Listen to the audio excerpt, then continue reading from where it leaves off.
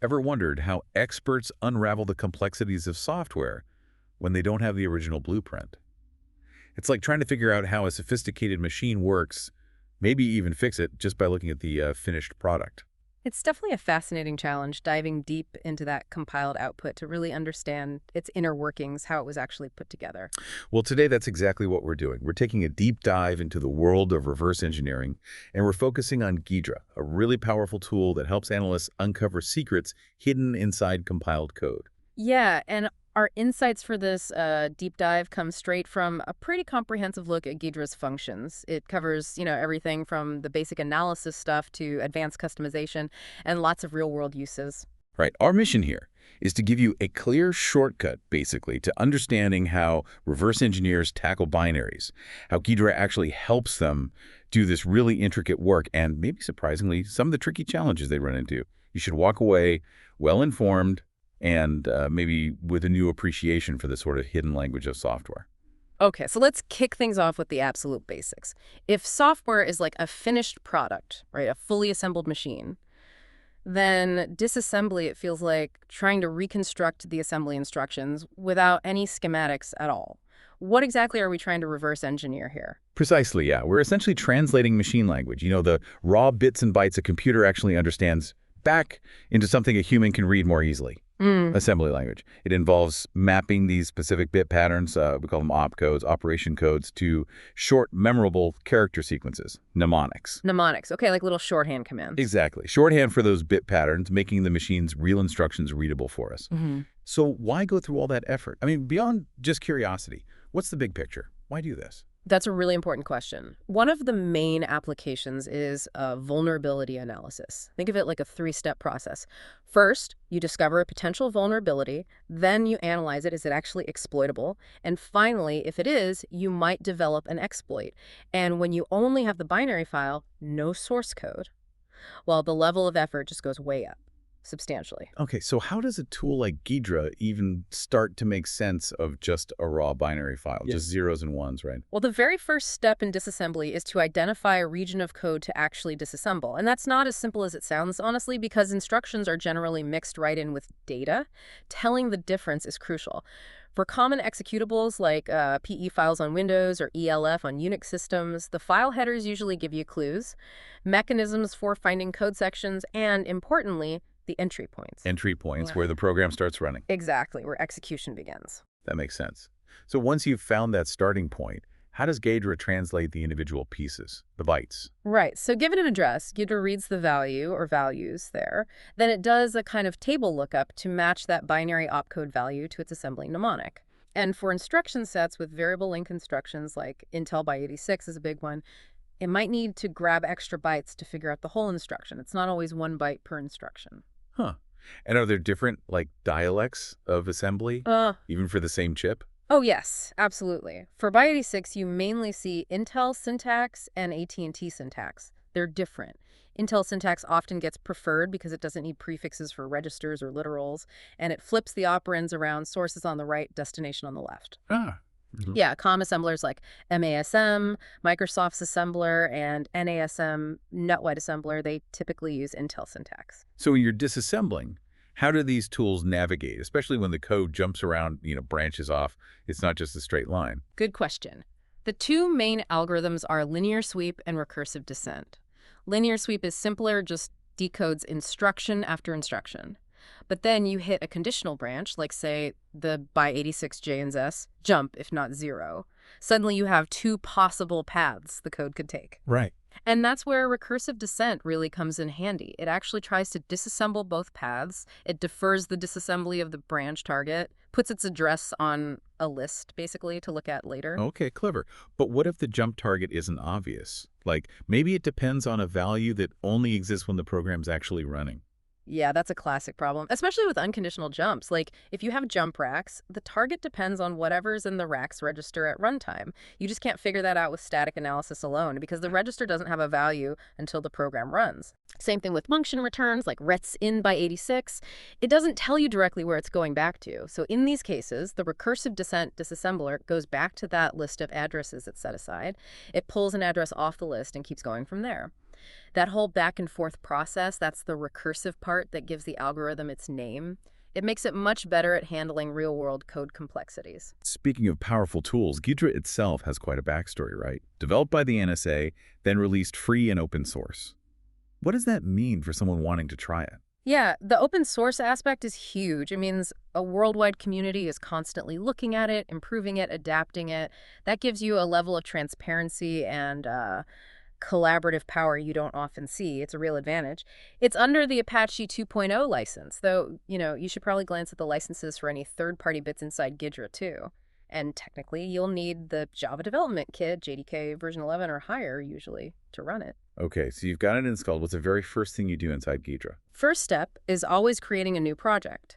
You can choose a non-shared one for just yourself, or a shared project if you're working with others.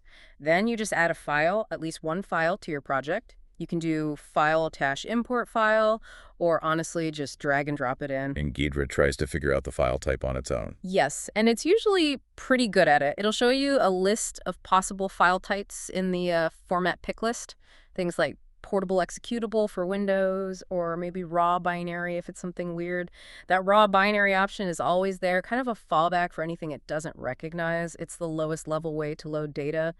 Generally, it's smart to just accept the defaults Ghidra suggests unless you know something specific is different. Its auto detection is pretty solid.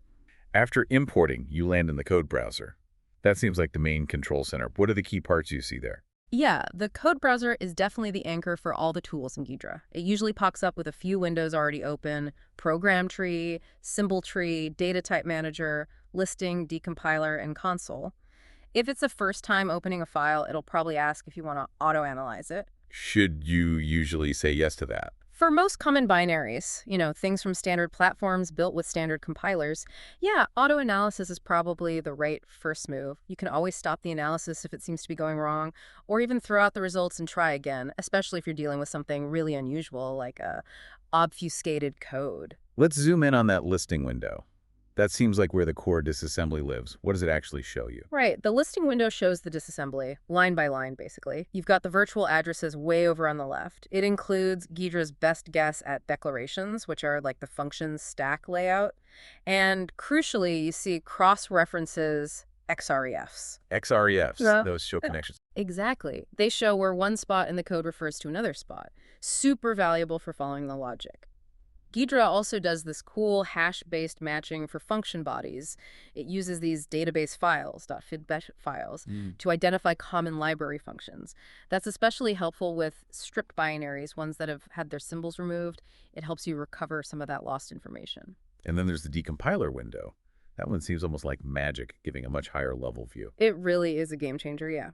The decompiler shows a C-like representation of the function you've selected in the listing. It tries its best to figure out expressions, variables, function parameters, even structure fields. And it often does a good job reconstructing the functions like block structure, which gets totally lost in plain assembly. Wow. Now, decompilation is incredibly complex. There aren't any official manuals for translating assembly perfectly back to C. But even so, it hugely helps us humans understand what's going on. Makes complex assembly way easier to grasp. Thinking about how programs work. How does Ghidra help figure out how functions talk to each other? How they manage data in memory? A lot of that comes down to what are called calling conventions. When one function calls another, the caller has to set up the parameters exactly how the called function expects to find them. The calling convention dictates where those parameters go, specific registers, maybe on the program stack, sometimes both. And it also says who's responsible for cleaning them up off the stack afterwards, the caller or the callie. Okay, so it's like a contract between functions. Kind of, yeah. Yeah. And how does this relate to the wider system? Well, this whole dance is governed by the Application Binary Interface, the ABI. It lays out the rules for how registers are allocated and used on a particular system. The ABI splits registers into caller saved, sometimes called clobber registers, because the called function can just overwrite them freely. And callie saved, or no clobber registers. If the called function wants to use these, it absolutely has to save their original value first and restore it before returning. Like the System V ABI for 32-bit Intel processors has a specific list of which registers are which. Ghidra's summary stack view helps a lot here too. It lists variables it sees being used within a function's stack frame, and it uses prefixes like param for arguments and local for local variables, making it clearer.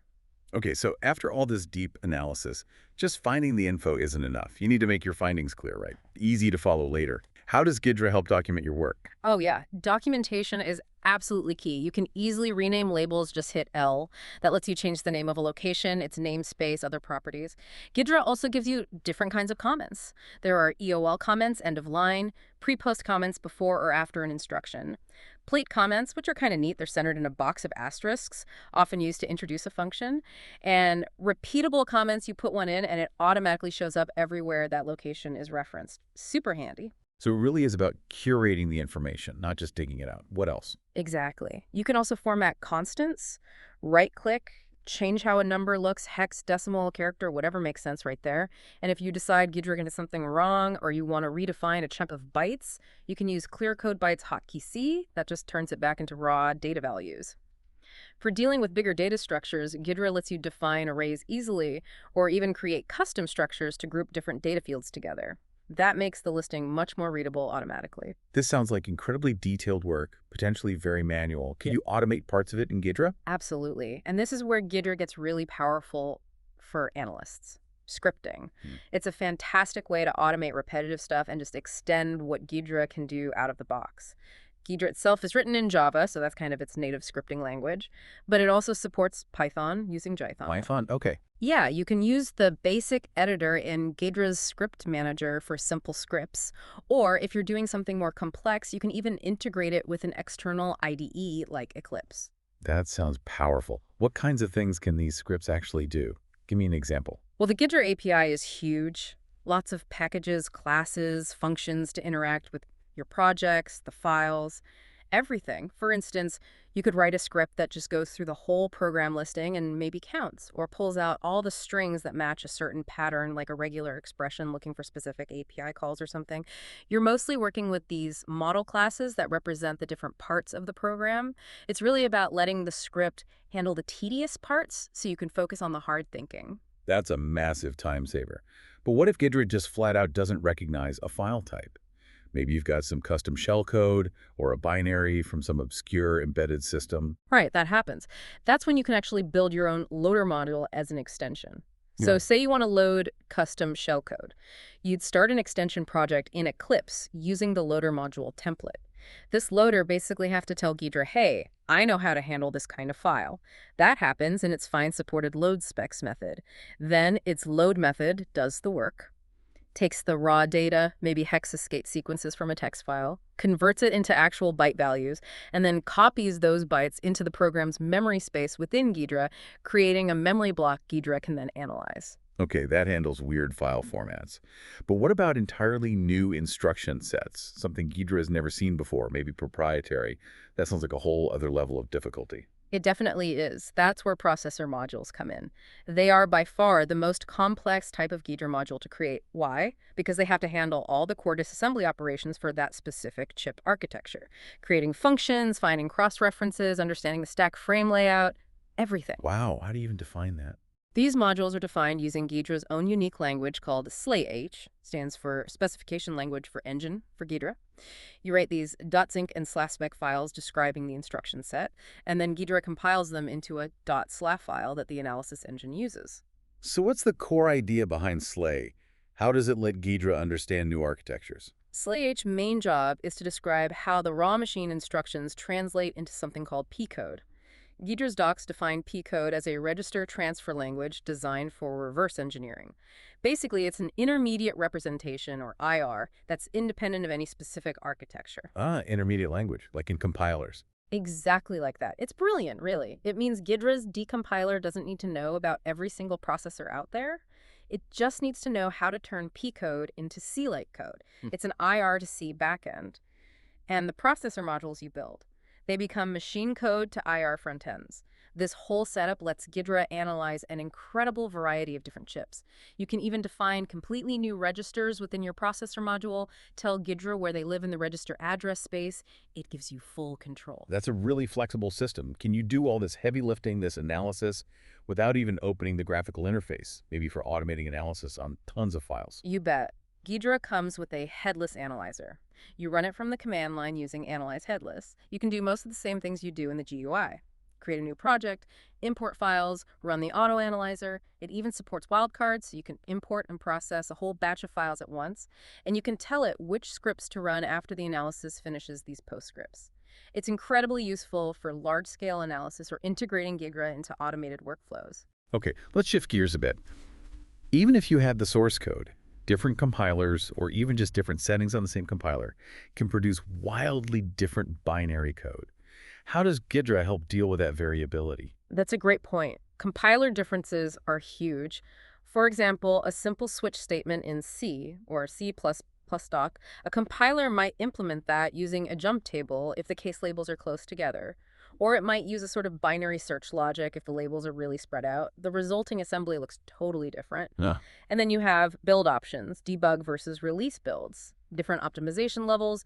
These drastically change the output. A function might get inline, just copied directly into the caller, or maybe a simple operation like the ternary operator, condition.trueVal, plus possible, gets translated in unexpected ways. Ghidra helps you see what the compiler actually did. And what about C++ specific things, like function overloading, where you have multiple functions with the same name? How does that look in the binary? Right, C++ uses name mangling or name decoration for that. It creates unique internal names for overloaded functions based on their parameters.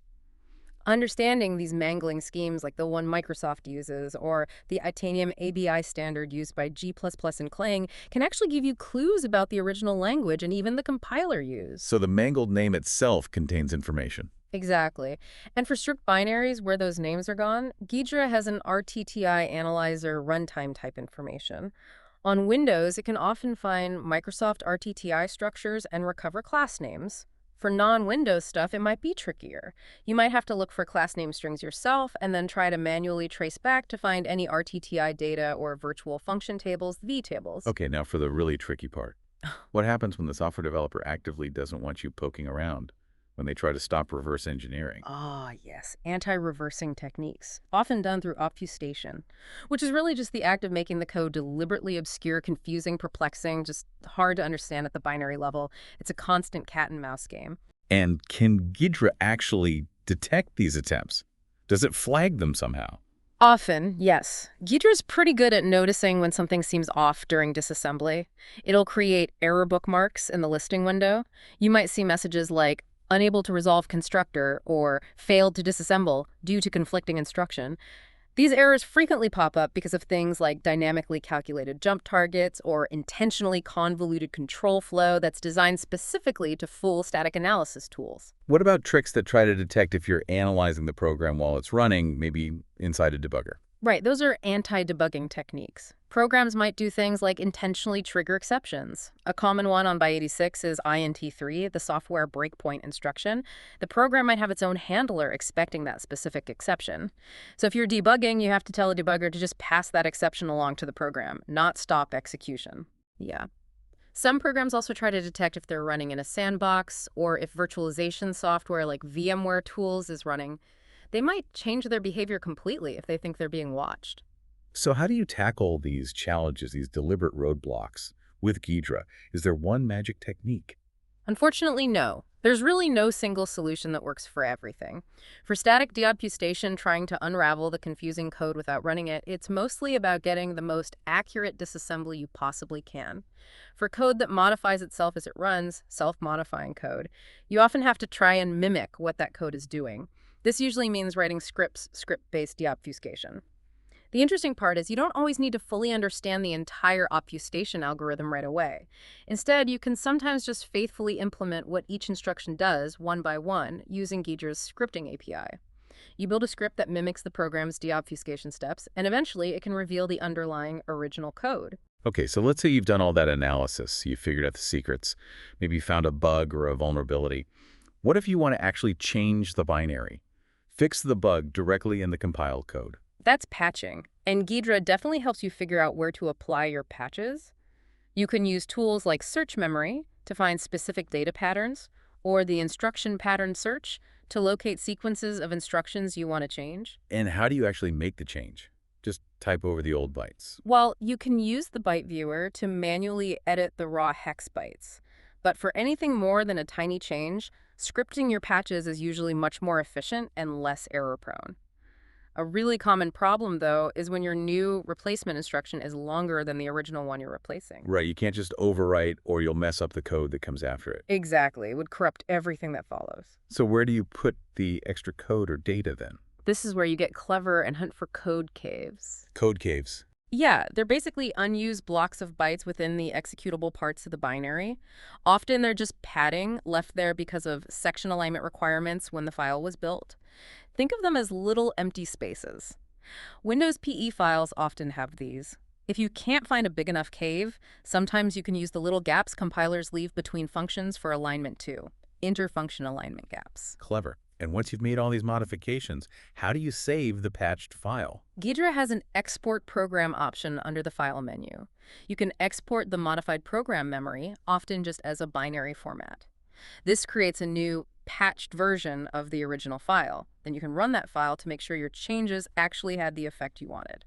Beyond just modifying one file, how does Ghidra help compare different versions? Maybe an old version and a new one, or your patched version against the original, or even collaborate with other analysts. Ghidra's got some really powerful tools for that, for binary differencing.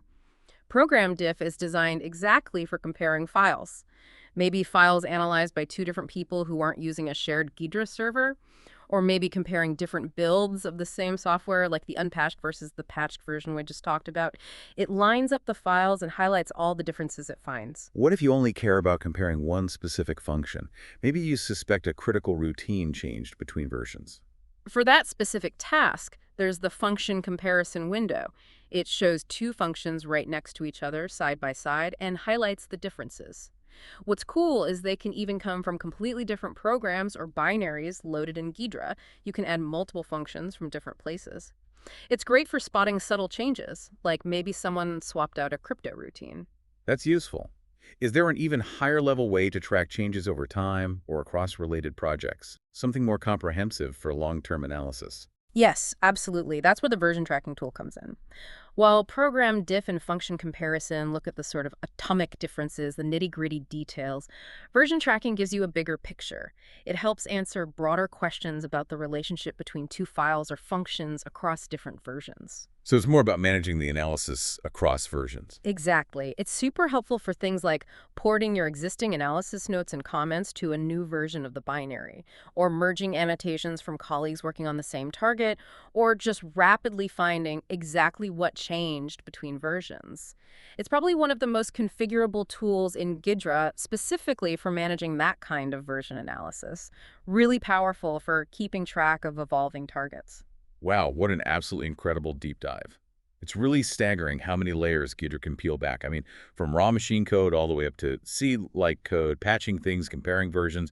It clearly gives analysts this amazing power to understand and even change software at such a fine-grained level. It really does. And honestly, we've just scratched the surface of what Ghidra can do, but the core idea, I think, holds true. Knowledge is most valuable when it's not just found, but really understood and then put to use. Ghidra gives you these unparalleled tools to get that understanding, even when someone's actively trying to hide it. So wrapping this up, what does all this mean for you, the listener? Well, consider this. We live in a world just saturated with software, right? And the inner workings are so often hidden from us. Mastering tools like Ghidra, it lets you become a kind of digital detective. Think about the power that gives you. And the responsibility, too. How could you use this ability to secure systems, to uncover malicious code, or maybe just to satisfy that deep curiosity about how our digital world really works, byte by byte? That is a powerful thought, isn't it? It's an invitation, really. Not just to use technology, but to actually comprehend it, right down to its very core.